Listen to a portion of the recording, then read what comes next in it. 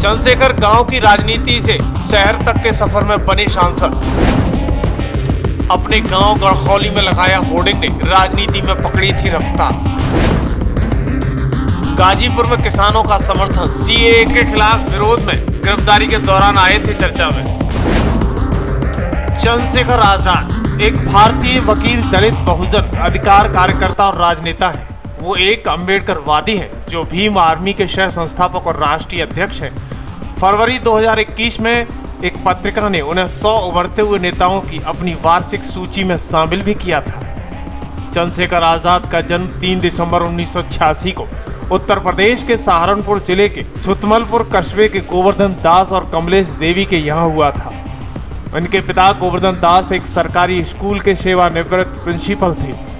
आजाद एक बहुजन नेता के रूप में गांव के बाहर लगे एक होर्डिंग के बाद चर्चा में आए, जिस पर लिखा था, गढ़खोली के महान चमार आपका स्वागत करते हैं। आजाद सतीश कुमार और विनय रतन ने 2014 में भीम आर्मी की स्थापना की थी। ये संगठन भारत में शिक्षा के माध्यम से दलितों को मुक्ति के लिए काम करता है। 2019 में उन्होंने पीएम मोदी के खिलाफ वाराणसी में चुनाव लड़ने की योजना बनाई थी, लेकिन बाद में उन्होंने सपा बसपा के गठबंधन को समर्थन देते हुए हाथ खींच लिया था। आजाद ने खुद को दलित आइकन के रूप में स्थापित किया और वो अपनी शैली के लिए जाने जाते हैं। दरअसल उस दौरान हाथरस रेप केस के मामले में आजाद और उनके समर्थकों ने लगातार विरोध प्रदर्शन करके अपनी सार्वजनिक मंच पर अपना उपस्थिति दर्ज कराई थी। 2022 में जब उनको मौका मिल रहा था तो उनसे वो मौका छीनकर उनकी मेहनत को खामोश कर दिया गया। इस बार यहाँ के नेताओं ने, यहाँ के कार्यकर्ताओं ने, यहाँ की टीम ने ये तय किया कि भाई चांद बाबू जो ईमानदार छवि के और संघर्ष करने वाले और कुदरती में बदलाव करने वाले नेता हैं, उनको हमें मौका देना चाहिए। तो मैं आप सबका आभार प्रकट करता हूं कि आपने उस फैसले को दिल से स्वीकार किया। साथ साथ जिन साथियों को मौका नहीं मिला है, हमारे जोकर साहब, मस्तूर भाई और तमाम साथी, मैं उनसे भी कहना चाहता हूं कि उनको ज्यादा मेहनत करनी है कि उनकी मेहनत को देखकर पार्टी ये फैसला ले कि अगली बार आने वाले विधानसभा चुनाव में उनको भी कहीं ना कहीं मौका देके आगे बढ़ने का, आपकी सेवा करने का अवसर प्रदान किया जाए।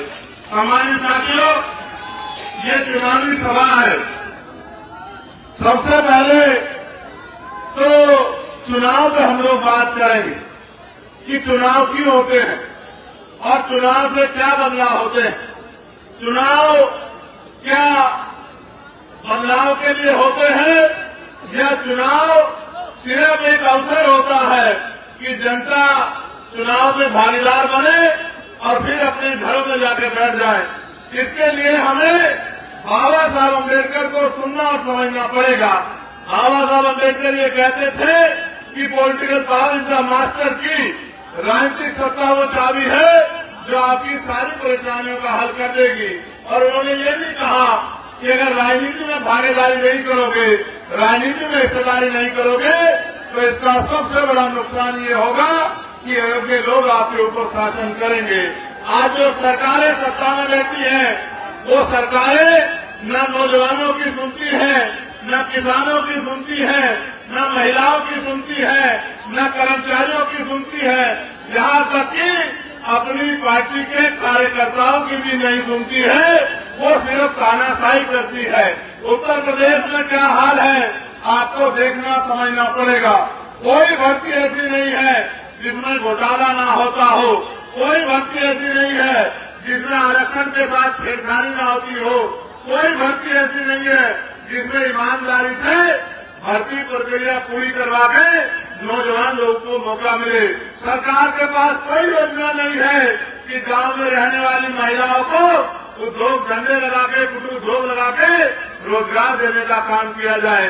सरकार के पास कोई योजना नहीं है कि पढ़े लिखे नौजवानों को, जिनको उनके माँ बाप ने अपना खून पसीना लगाकर पढ़ा लिखा के तैयार कर दिया है, उनको उनके पैरों पर खड़ा किया जाए, नौकरी रोजगार दिया जाए, ऐसी कोई योजना सरकार के पास नहीं है।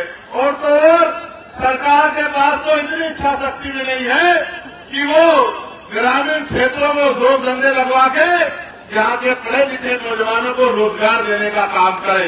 मुझे रात को समझना है कि 300 साढ़े 300 रुपए की मजदूरी से 400 रुपए की मजदूरी से आपको सम्मान का जीवन नहीं मिल सकता है। अगर सम्मान का जीवन चाहिए तो फिर आपको, क्योंकि बिना राजनीतिक सम्मान का जीवन दे सकते हैं, न ही अपने घर परिवारों को इतना मजबूत और संपन्न बना सकते हैं कि आप ये महसूस करें कि हमारे परिवार सम्मान का जीवन जी रहे हैं। आप जानते हैं, मैं तो आपके बीच से निकल के आया और आज भी आपके बीच में रहकर इस लड़ाई को लड़ रहा हूं। और आप ये भी जानते हैं, कभी मैंने आपका हाथ नहीं छोड़ा, चाहे उत्तर प्रदेश हो, चाहे मध्य प्रदेश हो, चाहे राजस्थान हो, चाहे कोई और सूबा हो, बिहार हो, दिल्ली हो, हरियाणा हो, पंजाब हो या उत्तराखंड हो, जहां जहां आपके ऊपर, आपके अधिकारों के ऊपर किसी भी सरकार ने हमला करने का काम किया, आपका जुर्म जाति ढाने का काम किया, भीम आर्मी के साथियों ने, आजाद समाज पार्टी के साथियों ने और चंद्रशेखर आजाद ने कंधे से कंधा मिलकर इस लड़ाई को लड़ने का काम किया और उस आवाज को उठाने का काम किया। इस दौरान आजाद को उत्तर प्रदेश पुलिस ने हिरासत में भी लिया था। कृषि बिल के विरोध में भी आजाद ने सैकड़ों समर्थकों के साथ दिल्ली गाजीपुर सीमा पर प्रदर्शन कर रहे किसानों में भी शामिल हो गए थे। इस मामले में भी उन्हें पुलिस ने हिरासत में ले लिया था।